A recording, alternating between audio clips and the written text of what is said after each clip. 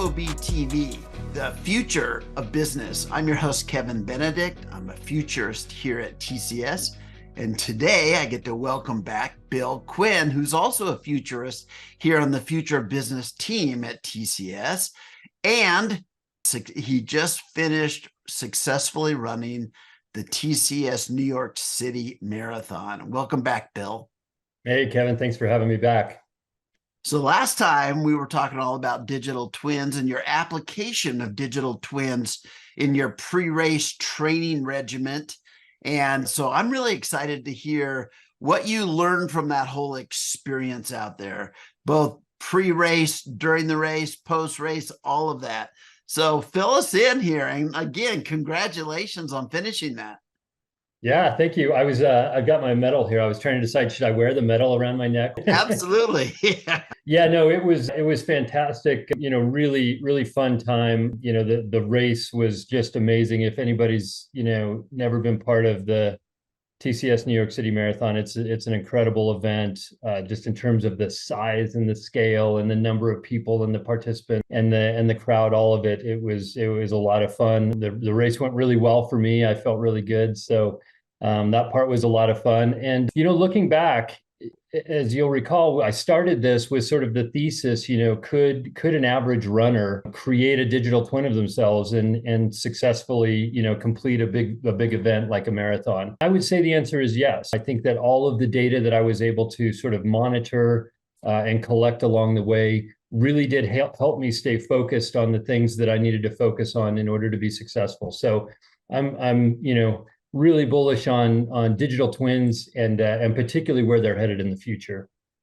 So tell us about that. Let's remind the audience, if you would, what kind of data were you tracking before, and what role did that play during the race? Were you still tracking the same kind of thing? Did you learn something?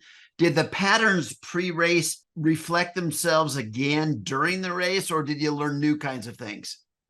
Yeah, so I think the leading up to, so just to kind of remind everybody and take everybody back, I set myself up with a number of wearable devices. So I had an Apple Watch that allowed me to track, all kinds of things, but in particular, being able to track, while I was training, my distance, my heart rate zone, which is really important for sort of building a base, if you will, for doing, longer events.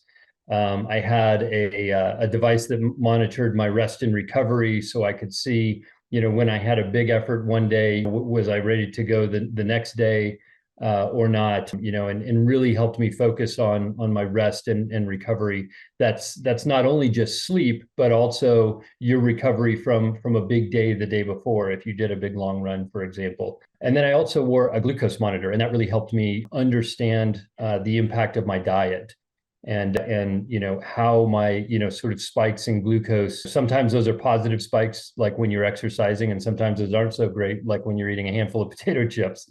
And so really understanding how all of those things went into performance leading up to race day was really great. I think that so that was all kind of my pre-training, and that all was really helpful, really informative.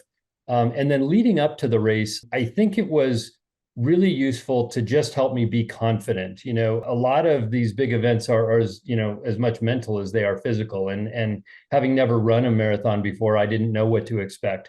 But I feel like the data allowed me to come into it with a certain level of confidence that you've built your base of fitness, you can run at this pace and for this distance. And so just sort of going into it, having a little more confidence in, being able to do well when race day came.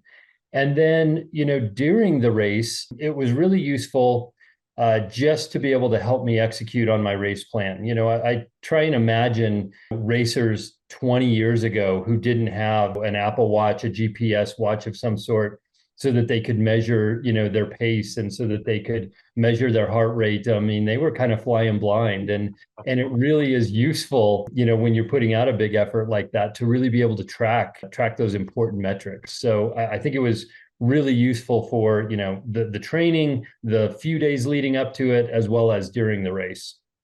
So take us to race day, Bill, and you're out there, you're running. What's it feel like to start that race? And then how often did you look at your devices during the race? Well, it's funny. I probably looked at it more often than I should. So let me take a step back. On race day, it's just amazing. The number of people, the amount of coordination that goes into the race. That's just an amazing spectacle in and of itself. As you would expect, I had butterflies, like you can't imagine. I was very nervous. But once I got into the race, lots of people told me don't start too fast, and I was sort of trucking along in that first mile. You go up the bridge, and you're just full of energy and excitement. And I looked at my watch, and I was about 2 minutes faster than my target pace. So I was just flying. And so it was, good to remind myself to, all right, slow back, slow down, stick to your race plan. And then in terms of how often I used it, as you're running the race, they take photos of you while you're running. And then at the end, you can see all your pictures and order them if you'd like to.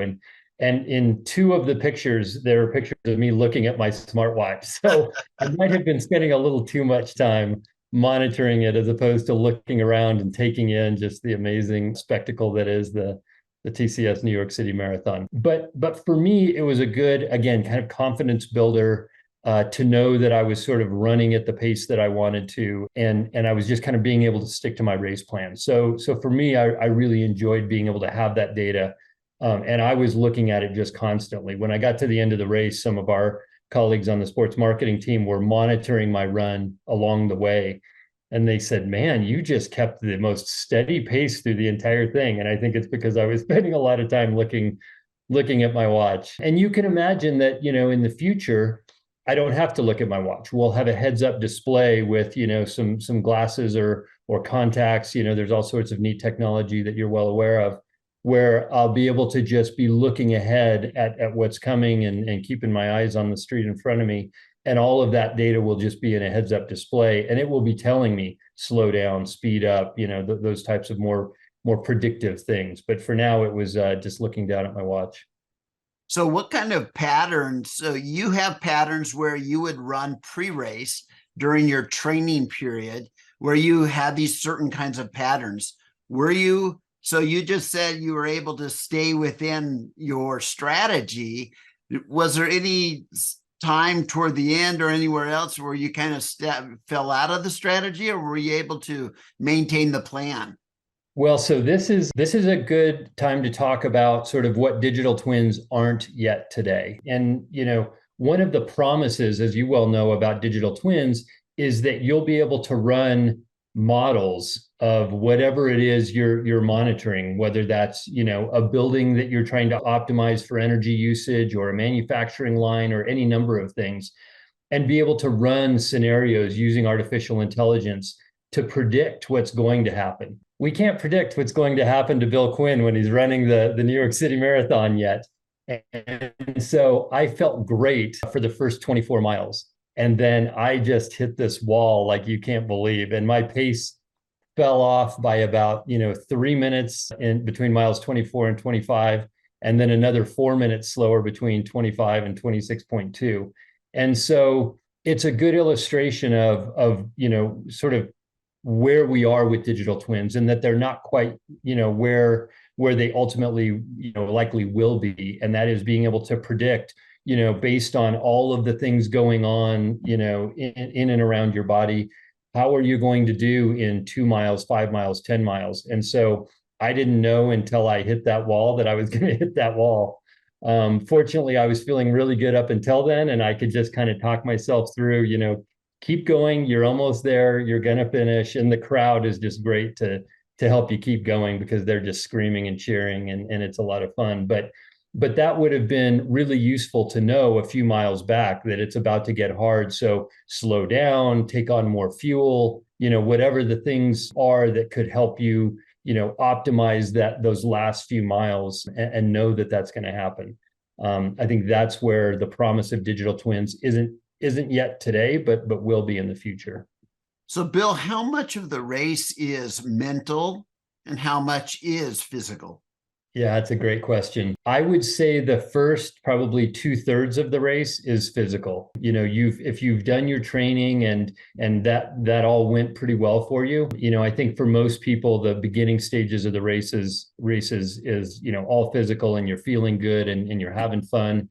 And then it's that last, third to quarter or so that, it gets really hard, and that's where it's really mental. And sort of being comfortable, being uncomfortable, and being able to sort of push through those barriers. That's where it's really powerful. And again, you could imagine a digital twin being useful there, right? To help you in the same way they have sports psychologists to help, quarterbacks after they throw an interception, put that behind them and keep focusing on the game ahead of them. You could imagine being able to do mental exercises to help you prepare for those difficult situations and punch through that when you experience it. Now, did you wear earphones of any sort when you were running? I did, but I didn't listen to them at all. I had a whole playlist and motivational talks and podcasts and all this good stuff that I was going to listen to the whole time. But when you get there, the crowd is just so amazing the entire time you're running. Yeah. That I just didn't listen to it at all, and I just kind of fed off the crowd. And there's bands going along the way playing Oh, music. yeah. It's actually funny. A number of times I got a buzz from my watch, and it told me that the decibel level was higher than what was healthy because just the crowd was so loud. It was like being in a football stadium. So Oh, that's I had awesome. all sorts of big intentions of great playlists that I had spent hours curating and never used it at all. Where do you see, you talked about this a little bit before, Bill, but if we project ourselves ahead 5 years, I wonder what AI can do for us during that race. Will it sync up with our mile and sync up with our body, data from our body, and say, okay, based on where we are with the mileage, based on what I'm seeing from the data, I'm going to do something different to motivate, encourage, and inspire? Yeah, I love that thought process, and I think that's exactly right. And I think that's where, sort of this marriage between wearable devices and artificial intelligence that sort of create this digital twin.